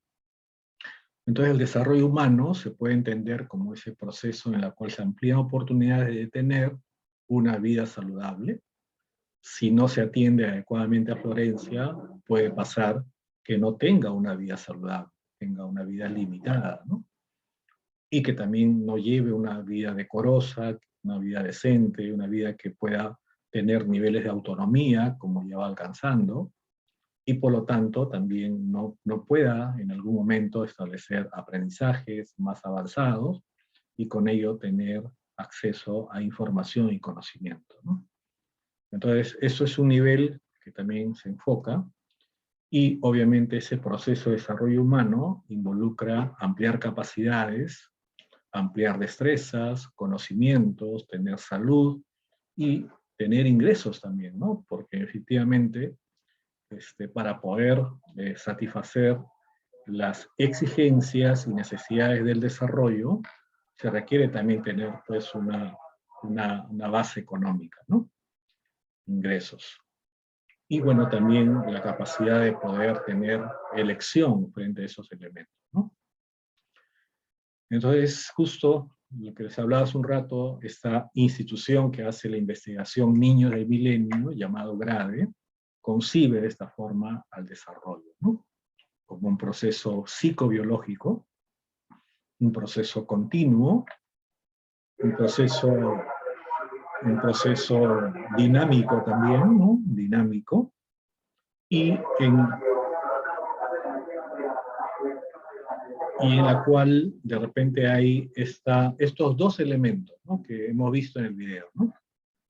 lo biológico a través del desarrollo cerebral y también ya lo psicológico, ¿no? En este caso también lo hemos visto. Y obviamente, pues, Florencia tiene una familia con determinadas condiciones, ha tenido instituciones educativas, médicas, que han podido, digamos, aportar para que tenga una mejor calidad de vida, ¿no? Entonces, cuando hablamos de desarrollo, hablamos pues de cambios cuantitativos y cualitativos, ¿no?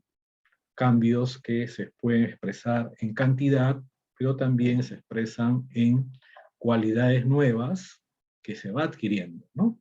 Como ustedes pueden ver, ya hay un momento que aún todavía Florencia tiene cierta dificultad en el lenguaje, en la articulación de la palabra, pero ya tiene un nivel, digamos, de autonomía, tiene un nivel también en la cual ya de repente puede realizar un conjunto de acciones sola.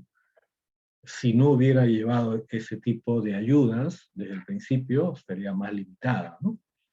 Y por eso, definitivamente, el factor biológico de Florencia es haber nacido con esa agenesia del cuerpo calloso, ¿no?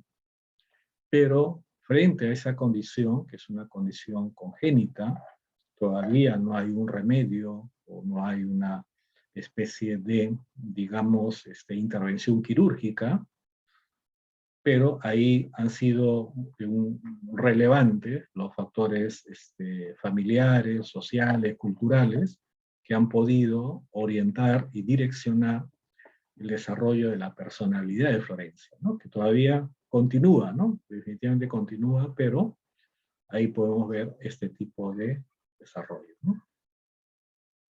Y bueno, hay principios del desarrollo, ¿no? Definitivamente hay que concebir que el desarrollo humano, el desarrollo psicológico, es un proceso continuo, ¿no? Permanente, en la cual se pueden establecer secuencias de desarrollo y donde la edad solamente es una referencia, ¿no?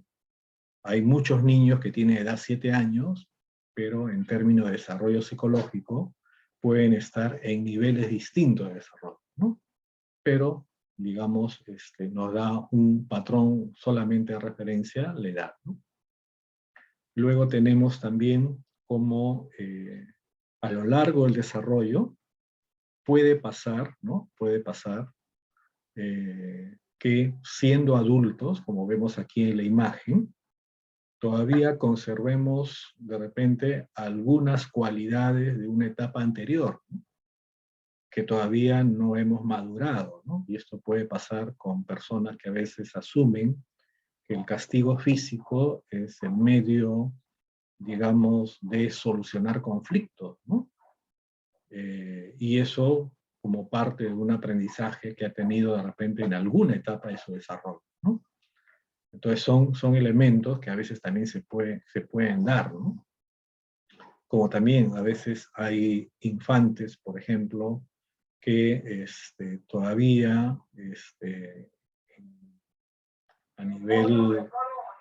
a nivel del colegio primario, todavía algunos niños cuando llegan al primer grado, todavía conservan a veces como un lenguaje bebito, ¿no?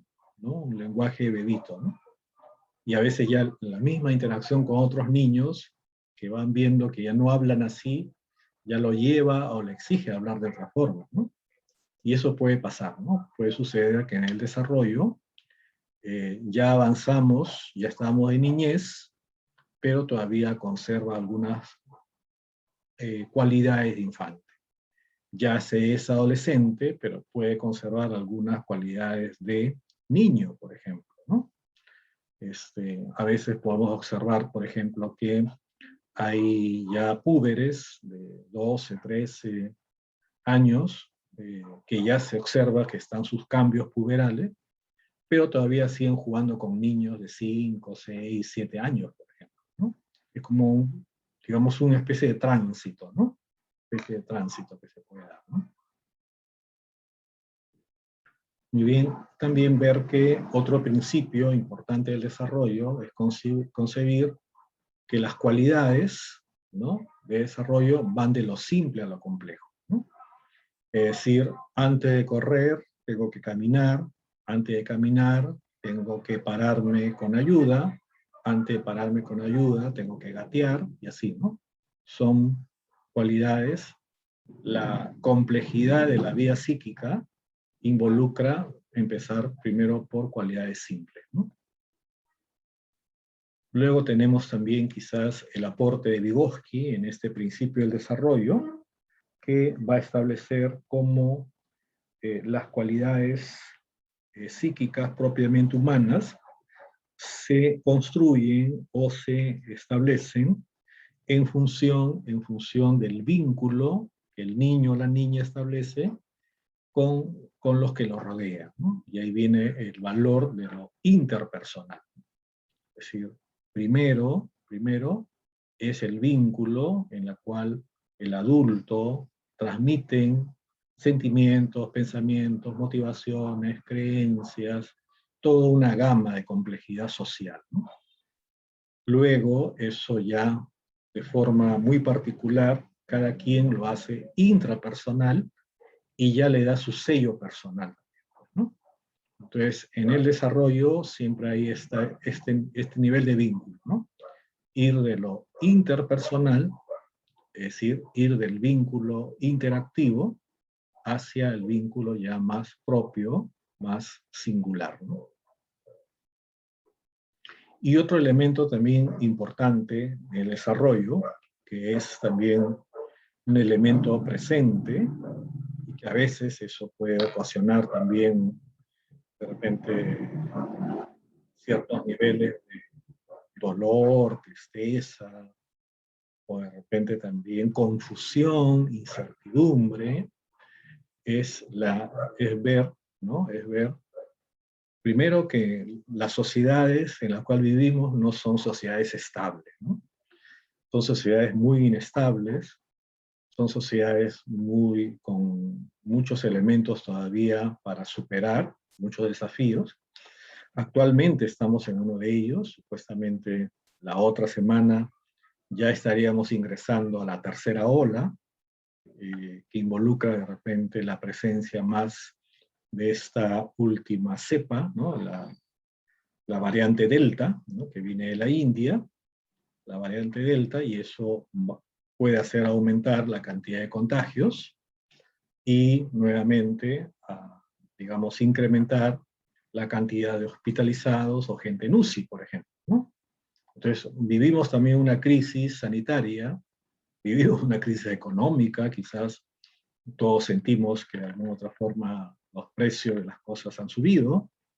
Tenemos un dólar que actualmente está, creo, no sé si 4 soles, por encima de los 4 soles, y eso ha hecho a incrementar un precio de muchos elementos principales, ¿no? para subsistencia. Entonces la gente experimenta crisis económica, crisis sanitaria, y bueno, a ello se agrega la crisis política, que todavía se mantiene, ¿no? Entonces, inevitablemente, no podemos soslayarnos que hay, digamos, estos aspectos de crisis en el marco social, cultural, histórico, y ver también cómo eso influye, pues, en la vida de las personas. Hay gente que ha perdido su trabajo, hay gente que ha tenido que cambiar de giro rápidamente, hacer nuevos emprendimientos, hay gente que inclusive ha tenido rupturas, ¿no? Como parte de todo este proceso, ¿no? Entonces, la crisis es un elemento presente en la sociedad, en la cultura, en la historia, ¿no? Pero también las crisis son parte del proceso de desarrollo de una persona. Es decir, hay momentos en los cuales ocurren situaciones como estas exigencias sociales conllevan también exigencias personales, ¿no? Y a veces algunas personas, por ejemplo, ha habido niños el año pasado, sobre todo cuando se vivió la segunda ola, o este año también, ¿no? Niños que no dormían, ¿no? No dormían porque dormían o se acostaban con la idea de que sus familiares iban a morir, ¿no? Y eso le generaba insomnio, ¿no? O sea, muchos niños en este tránsito de asumir esta nueva esta nueva forma de relacionamiento pues han tenido efectos, ¿no? Y ha generado crisis, ¿no? En sus aprendizajes, en sus niveles de relacionamiento, en su fisiología. Entonces, vamos a encontrar que un principio del desarrollo es que también el desarrollo involucra la presencia de crisis, ¿no? Crisis que pueden venir de lo externo, ¿no? De lo externo, como también crisis que pueden venir de la misma dinámica de desarrollo de cada persona, ¿no? Y muchas veces los cambios, ¿no?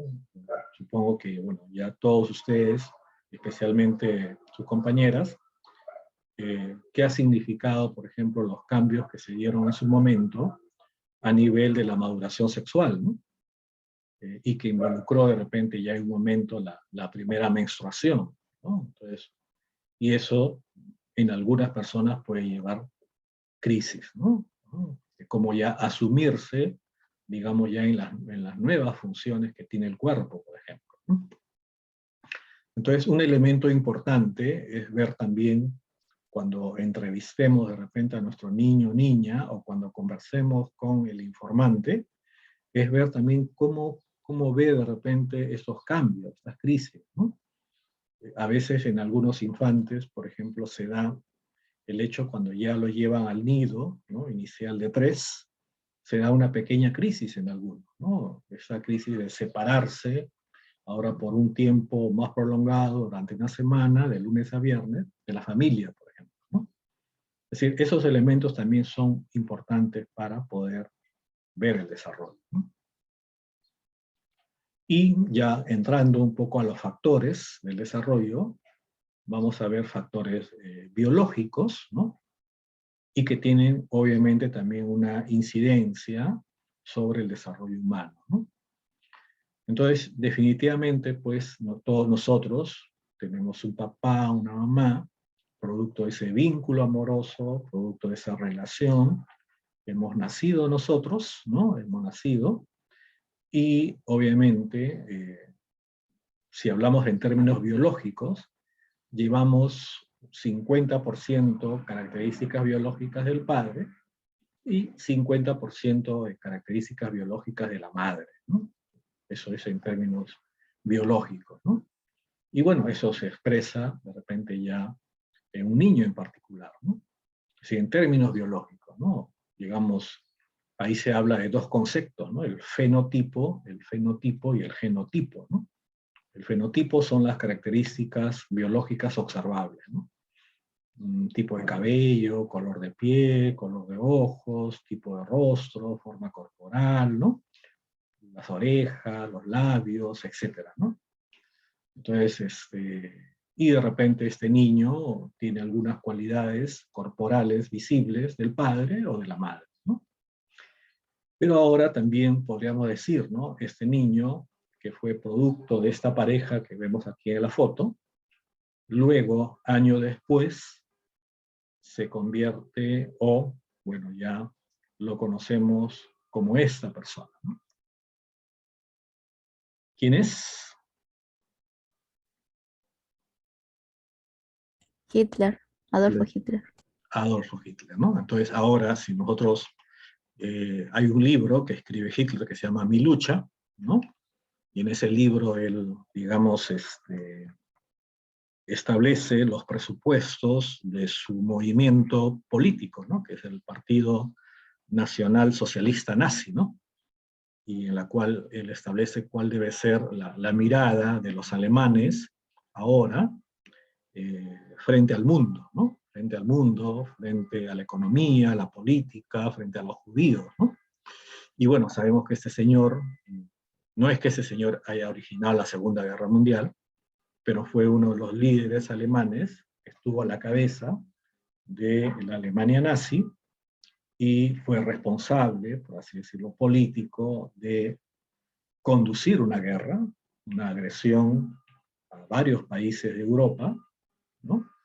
Invasiones y también de genocidio, ¿no? Hacia el pueblo judío.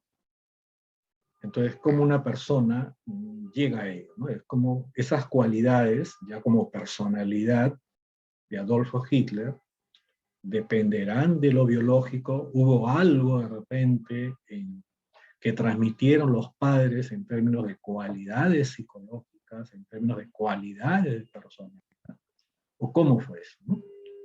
Y eso definitivamente nos llevaría a ver pues, la biografía, la vida, ¿no? De Adolfo Hitler, ¿no?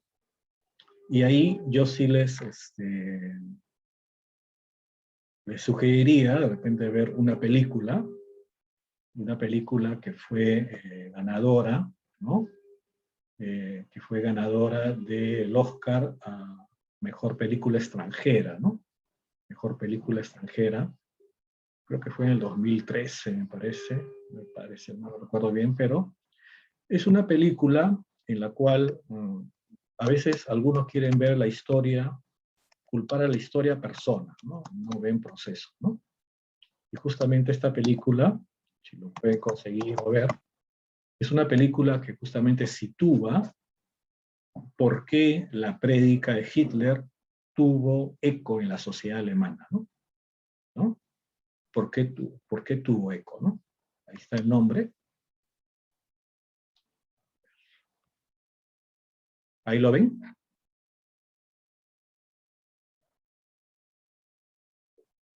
Sí, profesor.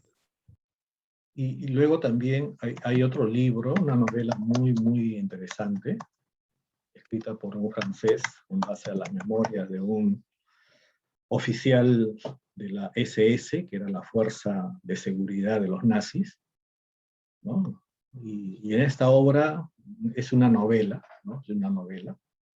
Uno puede ver y entender que, bueno, no solamente fue la locura de un hombre, ¿no? O la locura, digamos, de una persona, sino también se vivían ciertas condiciones en Alemania que posibilitaron que primero, bueno, este grupo tome el poder, ¿no? De Alemania, y luego también mucha gente siga, ¿no? Inclusive hasta empresarios. Ustedes vieron la lista de Schindler, supongo, ¿no? La lista de Schindler, ¿vieron? Sí, profesor, ya la vi. Claro, ¿no? Es muy La lista- interesante. claro, la lista de Schindler más o menos nos sitúa de los empresarios alemanes que respaldaron a Hitler. Y por ejemplo, ¿conocen el equipo Bayern Múnich? Sí. Claro, ¿no? Y Bayern Múnich tiene que ver con la empresa transnacional Bayer, y fue la empresa justamente que facilitó las cámaras de gas, ¿no? Para el asesinato de los judíos, ¿no? Es decir, este hombre no fue un loco, ¿no? Es decir, había toda una organización, un sistema social que conllevó a eso, ¿no? Entonces, la historia no la define solamente un hombre, ¿no? Sino hay que ver otras condiciones más complejas, ¿no? Y tanto en esa película como en esa obra son muy interesantes para ver y comprender con mayor amplitud el momento, ¿no? El momento en el cual se vive. Entonces, dentro de los factores biológicos, ¿no? Uno de los factores, como menciona, es la herencia, ¿no? Es decir, cualidades biológicas que se transmiten de los padres a los hijos, ¿no? Las cualidades biológicas. Y como ustedes saben, cuando se da el momento de la concepción, es decir, la unión del óvulo y el espermatozoide, se combina la información genética. Producto de esa combinación genética sale un nuevo código genético, ¿no? Un nuevo código genético. Y ese código genético va a ser como una especie de las órdenes para que se construyan las células, los tejidos, los órganos, los aparatos, los sistemas biológicos, ¿no? A partir de esa información tan básica que se tiene ya a nivel genético, ¿no? Entonces ahí hablamos del papel de la herencia, ¿no? De la herencia. Y luego también tenemos otro factor biológico que es la maduración.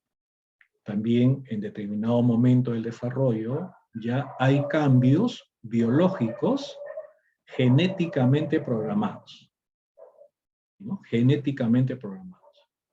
Es decir, el desarrollo cerebral, si bien es cierto, también tiene un peso importante lo social, pero también el desarrollo cerebral ya se sabe, se ha mapeado, que alcanza también una cúspide más o menos hasta los 25, 27 años, ¿no? Y la última zona del cerebro que se desarrolla, que madura, es esa zona del cerebro que está pegada a su frente, ¿no? Esa zona que está pegada a su frente se llaman los lóbulos prefrontales, ¿no? Es una porción, los lóbulos prefrontales, es lo último que madura a nivel, en términos neurológicos, ¿no? Entonces, pero también hay cambios biológicos genéticamente programados, como los cambios en la pubertad, ¿no? Ya, a algunos le da a los 10 años, 11, 12, 13, pero todos tenemos que pasar por esos cambios, ¿no? O la gran mayoría. Salvo que exista alguna situación ya de algún problema hormonal o algún problema de repente de estos síndromes cromosómicos que a veces se dan, ¿no? Pero en términos de normalidad, hay este proceso de maduración, ¿no? Y también, ¿no? Como en términos madurativos va, por ejemplo, ya haciéndose más complejo. Supuestamente nacemos con cerca de 80.000 a 100.000 millones de neuronas, ¿no? 80.000 a 100.000 millones de neuronas. Pero esas neuronas nacen todavía desconectadas, ¿no? Y acá podemos ver, ¿no? Un recién nacido, al mes, los 3 meses, 6 meses, 15 meses, 24 meses, ¿no? Cómo van conectándose, ¿no? Cómo van haciendo una especie de camino, ¿no? Un puente, ¿no? Entre ellos, ¿no? Entre ellos. Y ahí hablamos justamente de lo que es el desarrollo, ¿no? La maduración, ¿no? Y aquí en la foto, por ejemplo, es muy importante que observen la foto, ¿no? Vean la foto, ¿no? Bebé en el instante que da sus primeros pasos, ¿no? En el instante que da sus primeros pasos. Ya sin ayuda, ¿no? Sin ayuda, porque de repente antes puede dar sus primeros pasos con ayuda, ¿no? Ya, entonces, aquí ya el bebé, ¿qué está expresando, no? ¿Qué está expresando este bebé? Que ya está maduro, ¿no? Maduro para caminar, ¿correcto? Ya está maduro para caminar. Pero para que llegue a esa condición, para que llegue a ese estado, para que llegue a ese momento del desarrollo, tiene que haber habido procesos de maduración, ¿no? Inevitablemente tiene que haber madurado la zona de la corteza cerebral vinculado a lo motor, corteza cerebral motora, ¿no? Que permite ya los movimientos voluntarios como la marcha. También tiene que haberse fortalecido ya el sistema esquelético, que da el soporte, ¿no? El soporte a nivel de la columna vertebral, a nivel de las caderas, a nivel también de los miembros inferiores, es decir, el sistema esquelético, ¿no? El sistema esquelético. Pero también no solamente los huesos, ¿no? Sino también el sistema muscular. Tiene que haberse también madurado de tal forma que tenga la fuerza necesaria para poder ya dar los movimientos necesarios. Sistema muscular. Otro, también para dar los pasos, tiene que ir también madurando el sistema del equilibrio, para la marcha, para el movimiento, ¿no? El sistema del equilibrio. Entonces fíjense, para que este bebé pueda dar sus pasos, fíjense qué procesos de maduración se requieren de repente fortalecer, ¿no? Para que dé sus pasos. Entonces ahí estamos hablando ya de madurez. Este bebé ya está evidenciando madurez para la marcha. Pero para que haya madurez, tiene que haber procesos de maduración. ¿Cuáles? Maduración de la corteza cerebral motora, maduración del sistema esquelético, maduración del sistema muscular, maduración del sistema de equilibrio, ¿correcto? Entonces ya todo eso, al final, ya da un resultado, ¿no? Y precisamente cuando hablamos de madurez, ya hablamos como resultado de los procesos de maduración, que son variados, ¿no? No son solamente uno, ¿no? Son variados, ¿no?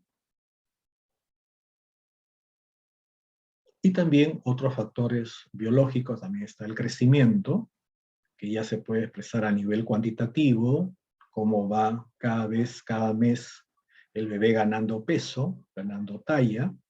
De repente se nace con 50, 52 centímetros de talla, 3 kilos 500, 3 kilos 800 de peso, pero luego en el proceso va a ir también ya esto aumentando, ¿no? Muy bien. Y luego también tenemos los factores ya ambientales, sociales. Por un lado tienen que ver con el ambiente natural. Definitivamente el ser humano ha tenido que también adaptarse pues, a las condiciones naturales que ha tenido, ¿no? Y eso ha permitido también una versatilidad, ¿no? Nos hemos adaptado a condiciones climáticas como los desiertos, las selvas, como también de repente las zonas frías, las zonas costeras, las zonas montañosas, y eso también ha generado una particularidad en términos del desarrollo, ¿no? En términos del desarrollo. Y también tenemos pues los factores ya de tipo social, ¿no? Que involucran ya qué tipo de relaciones sociales son predominantes actualmente en la sociedad que vivimos, ¿no? Qué relaciones históricas son las que son hegemónicas y que son el telón de fondo para el desarrollo humano, ¿no? Entonces, la personalidad no se forma en abstracto, no se forma aislada de esas relaciones, muy por el contrario, muy relacionada a esas condiciones, ¿no?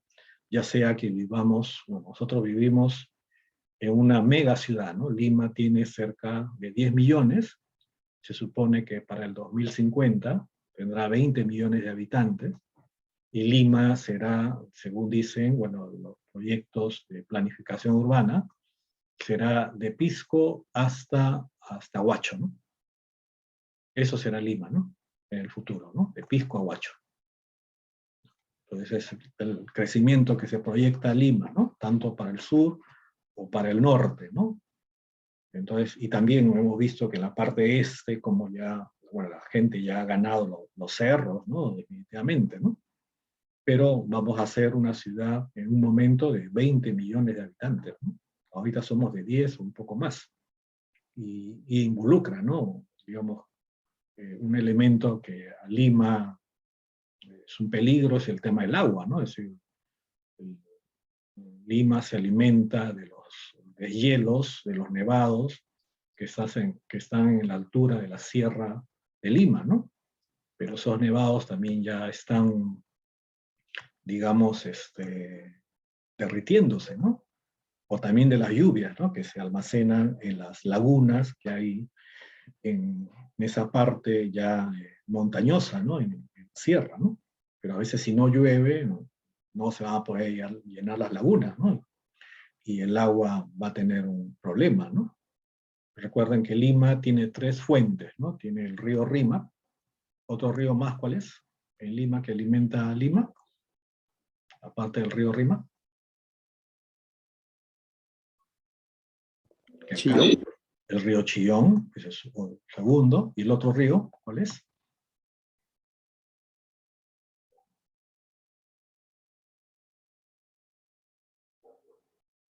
El otro río es el río Lurín, ¿no? El río Lurín. Esos 3 ríos son las 3 fuentes de agua, ¿no? Las 3 fuentes de agua. Hay aparte que también hay la famosa capa freática, la napa freática, ¿no? Es decir, agua que hay en el subsuelo, ¿no? Que a veces algunas empresas habrán visto que las empresas cerveceras se chupan la napa freática, ¿no? Y pagan centavos por el agua que ellos utilizan, ¿no? Entonces, bueno, la gente no quiere chocar con las chelas, como se dice, ¿no? Pero estas empresas que están ahorita en esta zona que se llama Huachipa, ¿no? Huachipa, usan las aguas del subsuelo de Lima para, digamos, su producción de cerveza, por ejemplo, ¿no? Y bueno, son grandes cantidades de agua, ¿no? Son grandes cantidades de agua. Entonces, la complejidad de vivir en una ciudad de Lima, obviamente, también va a generar condiciones favorables o desfavorables para el desarrollo de la personalidad en los habitantes de esta ciudad, ¿no? Las habitantes. Muy bien. Definitivamente, pues, la sociedad es compleja en el mundo laboral, en el mundo, digamos, también del comercio, la investigación. De repente también vemos las diferencias que hay si uno va de, digamos, viaja por Lima, ¿no? De Puente Piedra a Vía El Salvador, a través de la Panamericana, la Vía Evitamiento, va a haber realidades muy distintas, ¿no? En un solo lugar hay realidades muy distintas, ¿no? En algunos sitios más acomodados, con mejores condiciones, otros no tanto. Entonces, esos son elementos que están presentes a lo largo del desarrollo, ¿no? Y por lo tanto, ya como conclusión, entonces la psicología del desarrollo estudia el origen, desarrollo e integración de los procesos psíquicos, conciencia y personalidad a lo largo del ciclo vital, ¿no? Desde la concepción hasta la ancianidad. Hemos visto las 4 etapas históricas de la psicología del desarrollo: biográfica, fundación, consolidación y expansión. También vemos los métodos que son importantes para poder situar los temas de investigación en desarrollo humano, y también concebir este vínculo, ¿no?, entre lo biológico y lo social, como una unidad, ¿no? No verlo como 2 elementos separados, ¿no? Es decir, iniciamos con el peso de los factores biológicos, ¿no? De los factores biológicos, pero ya desde el nacimiento, ya a estos factores biológicos se integra también los factores sociales, culturales, históricos, que inclusive reestructuran los aspectos biológicos, ¿no? Entonces hay una unidad, más que verlos de forma separada o paralela, más bien son 2 elementos que están siendo protagónicos. Obviamente, como hemos visto en el caso de Florencia, si ella se hubiera quedado solamente con el diagnóstico, le hubieran dicho: señora, señor, su hija tiene agenesia del cuerpo calloso, ya no podemos hacer nada, ¿no? Y si ustedes han visto, ¿no?, el peso de lo social, ¿no?, el peso de las terapias, el peso del acompañamiento, el peso de la educación, el peso del apoyo familiar, y cómo ha podido eso no modificar lo biológico, porque eso no le va a generar un cuerpo calloso, ¿no?, pero sí, digamos, le va a posibilitar desarrollar cualidades, ¿no?, que permitan su autonomía, que permitan una mejor calidad de vida. Entonces ahí podemos ver este vínculo, ¿no?